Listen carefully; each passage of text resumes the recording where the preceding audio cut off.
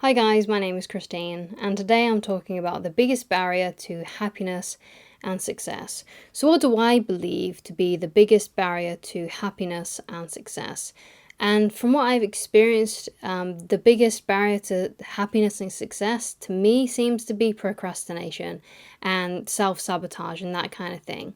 So, why do I believe then that procrastination is the biggest barrier towards happiness and success?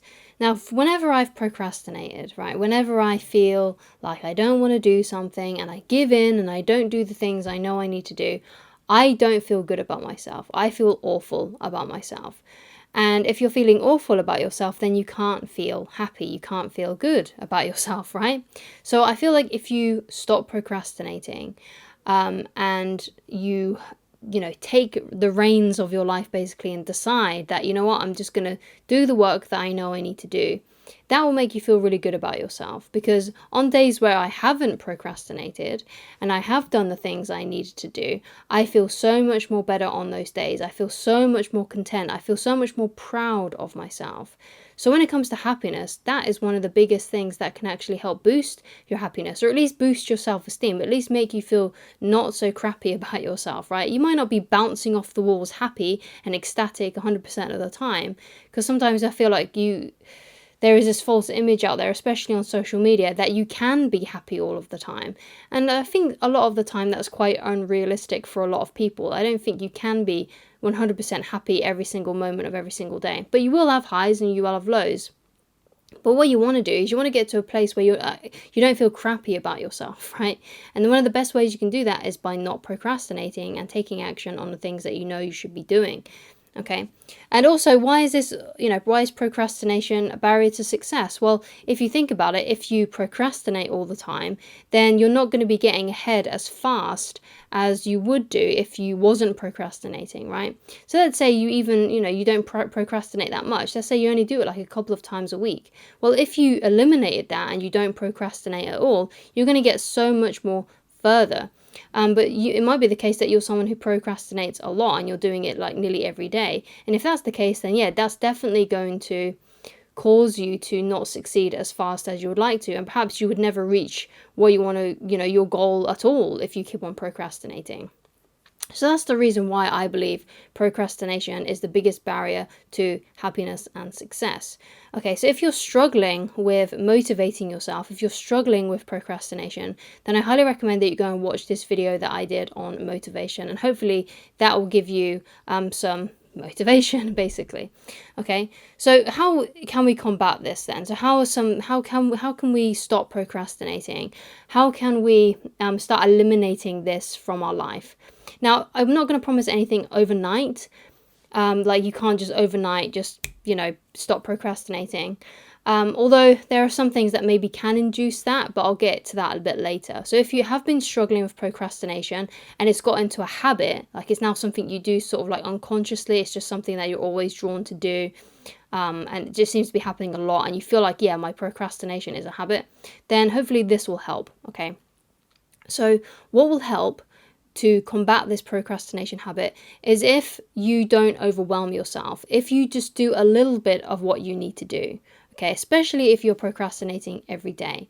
Okay, so it might mean, okay, let's say for you, for example, let's say you've always wanted to exercise regularly, you've always wanted to exercise on a consistent basis. Let's say that's something that you've always wanted to do, and for whatever reason you can't seem to do it. Then what you might need to do is you might have to just start small. Right, you might have to just start by doing 15 minutes of exercise rather than trying to commit yourself to like a whole hour. Because this is something I use all the time, an example. But when it gets to like New Year's, a lot of people have these big audacious exercise goals. Like, oh yeah, I'm going to exercise for an hour a day and I'm going to do it every day this year. Now, that's a good goal for someone who perhaps is already a little bit consistent with doing that kind of thing, who already exercises regularly. But if you're someone who hasn't exercised regularly before and you haven't been able to keep up with an exercise regime, then it's likely that you're not actually going to follow through and you're not going to do it. So with that being said, it's really important then that you scale back. Instead of making a big audacious goal for your exercise, just plan on doing something for 15 minutes, even if it's just a 15-minute walk. But start by doing something small and manageable, something that you can easily fit within your day that's not going to inconvenience you. Okay, because if you have a bad habit of procrastinating, then it's really important then that you try to combat that with something that's a lot smaller. Because if it's something that's going to inconvenience you, like take a whole hour out of your day, then you might not follow through with it. You're very unlikely to actually do that. Whether if it's only 15 minutes, if it's already something really manageable for you, then you're going to be able to do it, right? And basically what you do is you add on more time as you become more consistent. So let's say you do a month of just exercising for 15 minutes every single day. Then by the next month, you can maybe add it to like 20 minutes, right? So you add more reps or you add more time to it or something like that. So you just add on more as you go along. But the point is first of all, with whatever it is, I'm just using exercise as an example. It could be anything, but just start by doing something small and manageable, something that you can definitely fit in your day, okay? So that's one of the ways you can do it. So how can you then do like an overnight change then? Because it's unlikely that you can get to that point, but people have done that. It's not completely impossible.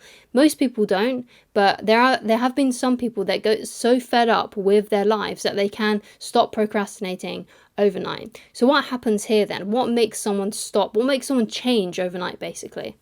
And what I believe that to be is reasons. Someone who has a lot of reasons and have like this desperation basically to fulfill their goal, to stop procrastinating, to actually start achieving the things that they want to do, to start taking action more, right? So you need to get to a place then, if you feel like you can do this, you need to get to a place where you're absolutely 100% fed up with your circumstances, with your life, and you're basically going to do whatever it takes to achieve your goal.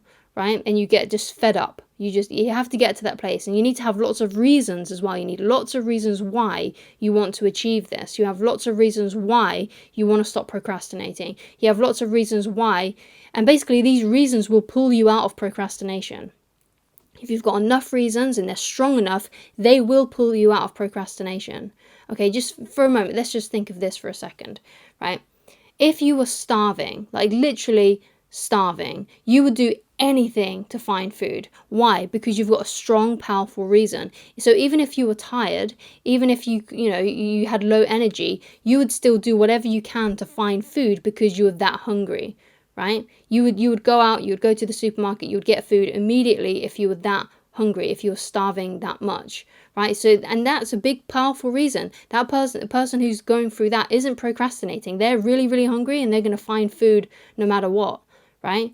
And that's what you need to do. You need to get to a place where you're that desperate. You're that desperate to stop procrastinating. You're that desperate to achieve whatever it is that you want to achieve. You're that desperate to become successful. That's the kind of fire that you need to make overnight change. But like I said, not many people can get themselves into that.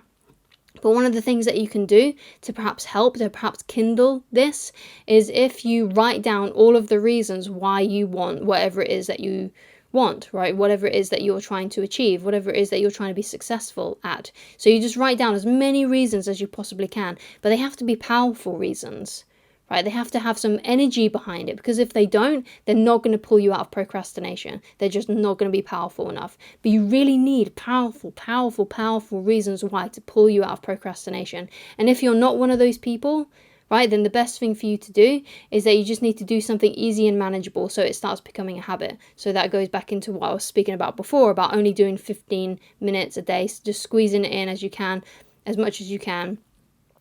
So you're not overwhelming yourself, okay? So those are the ways that I personally think is the biggest barrier to success and your happiness. It's definitely procrastination. But hopefully with the ways that I've given you, hopefully you'll find a method in the ones that I've given you that will help you get past procrastination, so you can start feeling better about yourself and more fulfilled. Because when you take action, you're going to feel so much more confident and courageous, like the quote that I always leave at the end of these videos now, the Dale Carnegie quote, which is, "In action breeds doubt and fear, action breeds confidence and courage. If you want to conquer fear, do not sit at home and think about it, go out and get busy." So if you want to feel better about yourself, if If you want to feel more confident about yourself, if you want to feel more courageous, then take action. Thank you so much for watching. If you'd like to get in touch with me personally and you'd like coaching with me, then please go to www.christineloveridge.com, and I shall talk to you again very soon. Goodbye.